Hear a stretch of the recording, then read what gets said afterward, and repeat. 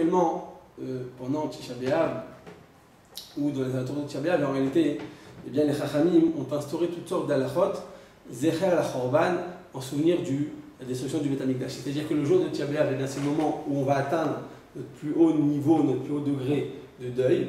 Malgré tout, tout au long de l'année, les Chachamim ont instauré toutes sortes de mitzvot, toutes sortes de souvenirs de la destruction du Beit HaMikdash. C'est-à-dire que tant que le Beit HaMikdash n'est pas reconstruit, donc Akadosh Baruch Hu, il est Betzahar, il est en souffrance, Hachem n'a pas de Menoucha, n'a pas de repos, Hachem n'a pas encore, eh bien, sa demeure. Le Midrash Echad, une comparaison terrible en disant qu'Akadosh Baruch Hu, depuis la destruction du Beit HaMikdash, est comparé à un mendiant qui marche avec sa besace et qui va d'une maison à une autre et qui attend tout simplement qu'on le reçoive et qu'on l'honneur de pouvoir l'inviter, sinon il n'a pas sa propre demeure. C'est-à-dire qu'Akadosh Baruch Hu nous a donné bien soi-même, chacun il a donné ce qu'il a besoin, d'accord? Chacun, Akadosh Baruch Hu nous envoie la Yeshua, la santé, la bénédiction, une femme, des enfants, une maison, chacun en fonction de ce qu'il a besoin, même si on n'a pas encore tout, mais eh bien, Hachem nous a donné, il nous fait vivre, et bien Akadosh Baruch Hu lui-même vit eh bien, dans le manque, et sa demeure n'est pas encore reconstruite, et il est Betzahar, Akadosh Baruch Hu, il est eh bien, dans la souffrance. C'est pour ça qu'on a besoin de se rappeler tout au long de l'année de cette souffrance d'Akadosh Baruch Hu. C'est pas possible qu'Hachem, que le maître du monde, ne soit pas eh bien, installé dans sa maison, dans sa demeure, et que nous le soyons, que nous sommes ses avadim, nous sommes ses serviteurs, nous sommes moins que rien devant Akadosh Baruch Hu, que nous vivons dans la plus grande opulence et qu'Hachem eh bien, il vit dans la souffrance, eh bien, ce n'est pas quelque chose de concevable. Et donc, on a le devoir, en tant qu'enfant d'Akadosh Baruch Hu, en tant que serviteur divin, eh bien, de se rappeler, de commémorer cette destruction tout au long de l'année. Voilà pourquoi les Chachamim ont instauré toutes sortes de mitzvot, de commandements. Certains ne sont plus tellement applicables à notre époque, mais en tout cas, l'idée est la même. La première idée à Botaï est tout simplement qu'il faut laisser à l'entrée de sa maison, au-dessus de sa porte, eh bien, un carré de Hama al-Hama, donc 48 cm sur 48 cm, au-dessus de la porte de l'entrée, tant que c'est visible, ou bien en face de la porte de l'entrée quand on arrive donc dans la salle à manger. En face de la porte de l'entrée, l'essentiel c'est que ce soit un endroit qui soit totalement visible, dans lequel eh bien, il n'y ait pas de peinture. C'est-à-dire qu'à cet endroit, il doit être manquant, on doit voir la chaux, on doit même voir les pierres, mais en tout cas, on ne doit pas mettre de la peinture à cet endroit-là pour se rappeler qu'en réalité, notre demeure, notre maison, eh bien, n'est pas parfaite. Pourquoi elle n'est pas parfaite? Parce qu'Hachem lui-même n'a pas de maison. Donc je ne peux pas, moi, en tant que serviteur, vivre dans une maison parfaite alors qu'Hachem lui-même n'a pas du tout de maison. Il m'a déjà tout donné. Donc je ne peux pas en plus vivre dans la perfection. Donc je dois toujours me rappeler de ce manque. Et ce manque, eh bien, je vais le symboliser par ce carré de 48 cm sur 48 cm, eh bien, dans lequel il n'y aura pas de chaux, il n'y aura pas de peinture, eh bien, je suis obligé de le faire. Le Kaf HaChaim, Rabbi Chaim Faladji, le Kadmon, il écrit qu'en réalité, ça c'est une ségoula, c'est une amulette pour que la maison soit toujours préservée, soit toujours gardée, et qu'il n'y ait pas de voleurs et qu'il n'y ait pas d'incendie dans la maison. C'est le fait de toujours garder à la maison eh bien, ce carré de 48 cm sur 48 cm. Si par contre je rentre dans une maison qui ne m'appartient pas, je suis locataire et je n'ai pas le droit de faire ce que je veux.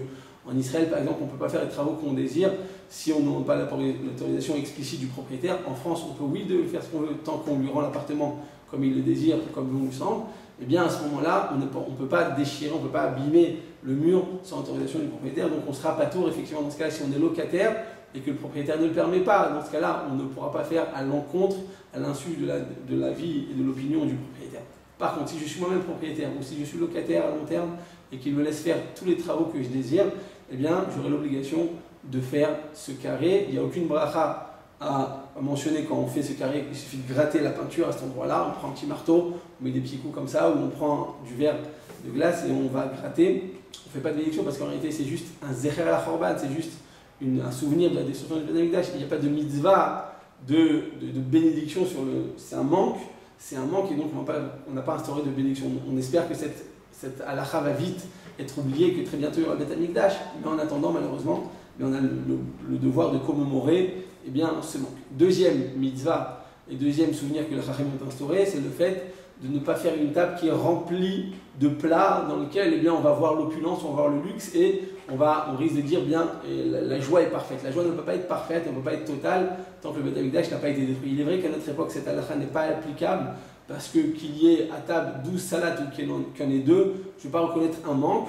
Et donc, ce n'est pas une halakha qui est applicable. J'avais expliqué à plusieurs reprises qu'il est possible que dans les plats tournants japonais ou chinois sur lesquels eh bien, il y a des emplacements déjà déjà incrusté dans ce plat, à ce moment-là on met des sauces ou des salades et qu'on peut tourner, à cet endroit-là, éventuellement, si je laisse un manque, alors je veux dire, ah, ben, s'il y a un manque, c'est que je vais me rappeler de quelque chose. À ce endroit-là, on pourra faire cette mise-là. Mais sinon, dans nos plats normaux, eh bien, il n'y a pas de possibilité d'accomplir cette mise-là. Troisième souvenir que les Chachamim ont instauré, c'est qu'une femme ne devrait pas porter tous ses bijoux à la fois, et ça, à nouveau, ça ne s'applique plus à notre époque, parce que jamais une femme ne met tous ses bijoux, des bijoux en or, des bijoux en argent, des bijoux en cristal, des bijoux de Swarovski, et ainsi de suite.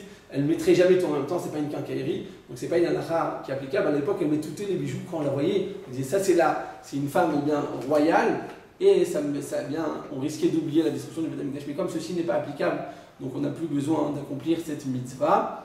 Et par contre, eh bien, les Chachamim ont instauré aussi, chaque fois qu'on arrive au Kotel et qu'on n'a pas vu le Kotel et l'endroit du Beth Amikdash et les montagnes du Beth Amikdash, on ne les a pas vues pendant plus de 30 jours, on doit déchirer du côté gauche. Les Avdil, comme une personne qui perdrait ses parents du côté gauche, on doit dévoiler notre cœur, on doit déchirer un téphar, 8 cm, et dire Aré Tzion, Ayou Lishmama, bien